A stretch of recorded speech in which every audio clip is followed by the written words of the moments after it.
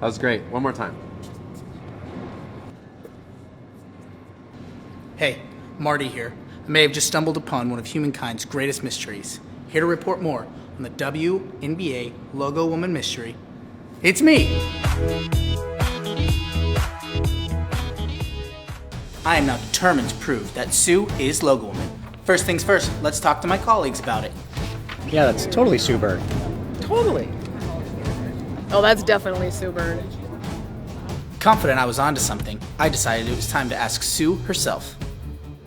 Sue, do you think I could just talk to you for a minute on the WNBA Logo Woman?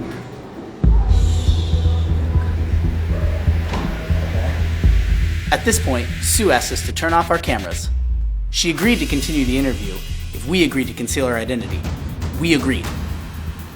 Thanks, Marty. There's just a lot of controversy and sensitivity surrounding this topic.